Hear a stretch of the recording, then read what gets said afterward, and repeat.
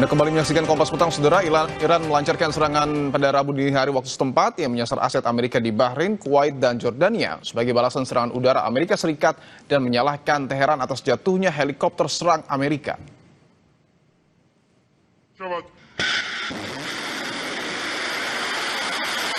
Iran mengakui serangan di sekitar Bandar Abbas dan Pulau Qasem, tetapi tidak memberikan rincian tentang kerusakan yang terjadi. Diplomat Iran mengatakan pasukan militer asing di dekat wilayahnya berada dalam risiko konstan dan bersumpah bahwa akan ada tanggapan terhadap serangan baru Amerika Serikat. Sebelumnya, Komando Pusat Amerika CENTCOM mengumumkan jet tempur dari Angkatan Udara dan Angkatan Laut Amerika Serikat melakukan serangan di Iran, menargetkan pertahanan udara, stasiun kontrol darat, dan situs radar pengawasan.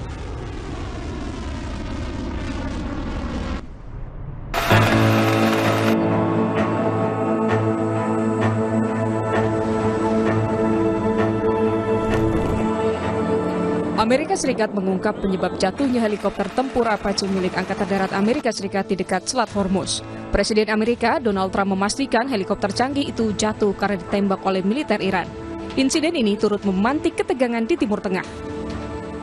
Dalam akun Truth sosialnya, Trump menuliskan Iran menembak jatuh salah satu helikopter Apache yang berpatroli di atas Selat Hormuz.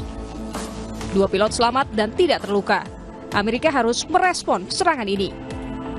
Trump juga masih terus mengeluarkan pernyataan yang bertolak belakang. Salah satunya, Trump mengatakan berupaya untuk mencapai kesepakatan dengan Iran karena peperangan akan menyebabkan kerugian lebih besar, termasuk korban jiwa dan kembali tertutupnya jalur utama energi global, Selat Hormuz.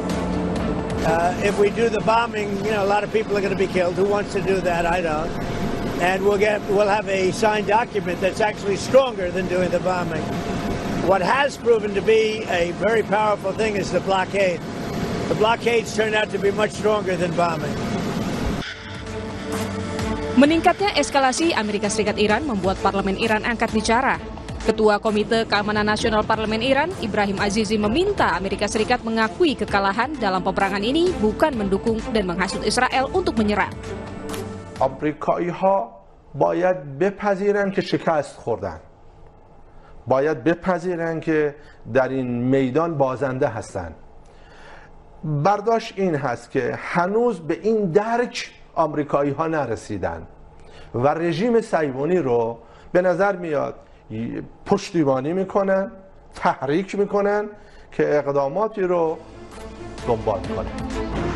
Ketegangan militer antara Iran dengan Amerika Serikat dan Israel muncul kembali usai serangan baru yang dilakukan Iran sejak gencatan senjata mulai berlaku pada bulan April. Kala itu Iran mengklaim serangan untuk membalas agresi Israel di Lebanon. Namun adu kekuatan meluas ke sejumlah pangkalan militer Amerika Serikat di Bahrain, Kuwait, dan Jordania, termasuk serangan yang menyebabkan satu helikopter Amerika Serikat jatuh di dekat Selat Hormuz. Eskalasi di Timur Tengah meningkat usai Trump berjanji akan merespons serangan Iran yang menyebabkan jatuhnya helikopter canggih Amerika Serikat. Lalu apakah intensitas serangan ditingkatkan Amerika Serikat dan Iran dan menciptakan perang baru? Kita bahas bersama Julius Purwadi, pakar hubungan internasional Universitas Katolik Parahyangan, serta peneliti pertahanan dan keamanan, Direktur Kerjasama dan Hubungan Luar Negeri Indo-Pacific Strategic Intelligence, Aisyah Kusuma Somantri. Pak Julius, Mbak Aisyah, selamat petang semua. Selamat petang, Mas Ibo. Baik, saya ingin ke Pak Julius, bahwa yang terbaru Iran menyerang aset Amerika Serikat di Bahrain, Kuwait, dan Jordania, sebelumnya juga menembak jatuh helikopter Amerika Serikat. Pertanyaan saya, apakah ini tantangan Iran untuk Amerika Serikat kembali meladeni perang atau justru upaya untuk melunakkan Amerika Serikat dan memberi efek jerah? Ya, memberi efek jerah, saya kira itu mungkin lebih tepat ya rasanya gitu. Bahwa Iran tidak pernah melunak kalau harus berhadapan dengan masalah kedaulatan. Dan itu harga mati. Nah, helikopter yang ditembak oleh Iran itu adalah helikopter yang melintas Selat Hormuz. Dan semua orang sudah tahu, semua pemimpin sudah tahu bahwa Selat Hormuz itu secara de facto itu dikuasai, dikontrol oleh Iran. Jadi perilaku melintas batas yang sudah lewat kedaulatan itu akan ditindak dengan sangat tegas. Ini menunjukkan bahwa sikap yang sangat jelas, sangat tegas, dan sekaligus serius. Iran siap melakukan apapun untuk melawan agresi Amerika Serikat di Iran. Oke, saya ingin ke Mbak Aisyah bahwa yang menarik juga Trump berjanji akan membalas serangan Iran yang menembak jatuh helikopternya. Tetapi pertanyaannya apakah Trump ini akan membalas dengan serangan yang lebih besar atau ada hal-hal lain yang mungkin menjadi pertimbangan? Ya, saya kira sebenarnya ini merupakan tit for tat lagi ya, yang kemudian sudah terjadi dalam beberapa bulan yang lalu.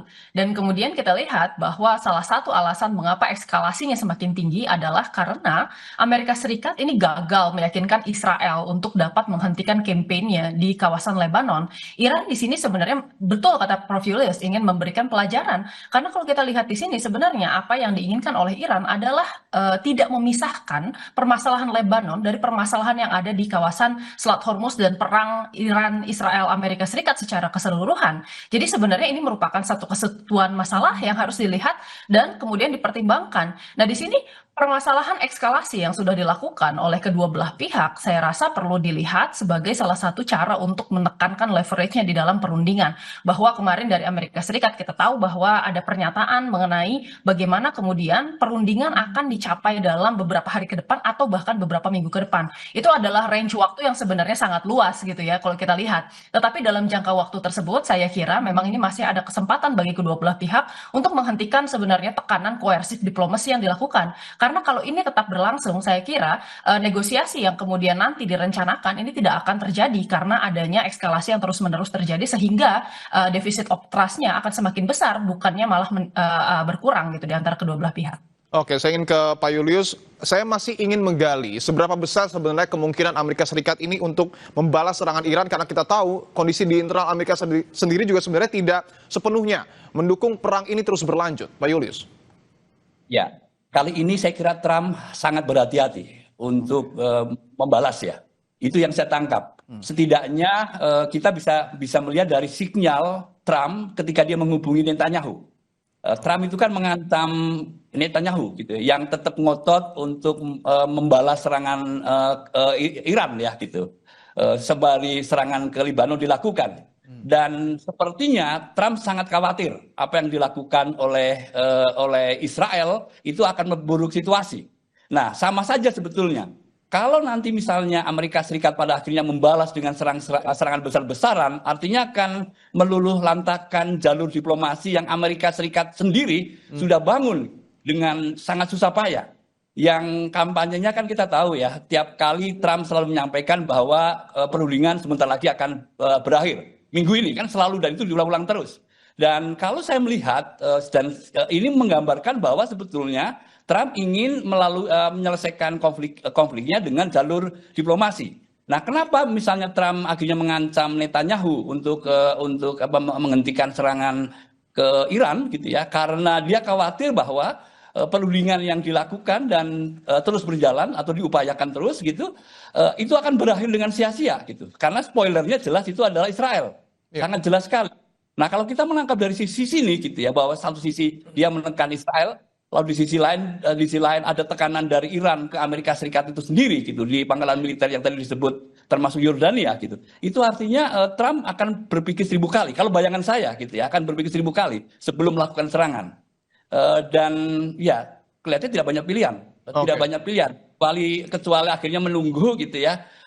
Apakah Iran akan melakukan serangan jauh lebih besar lagi gitu ya, kepada pangkalan militer Amerika Serikat, dan itu akan dilakukan serangan besar-besaran. Oke, Amerika Serikat akan mengedepankan jalur diplomasi dan Trump akan berpikir ulang untuk kemudian membalas dengan serangan. Tapi pertanyaannya, mungkin tidak Mbak Aisyah, Amerika ini menggunakan tangan Israel untuk membalas serangan Iran? Mohon maaf, jadi kita lihat di Tapi sini tahan dulu Mbak Aisyah, kita akan bahas lebih dalam usai jeda. Tetaplah bersama kami, masih bersama dengan Pak Julius dan juga Mbak Aisyah, tetaplah di Kompas Petang.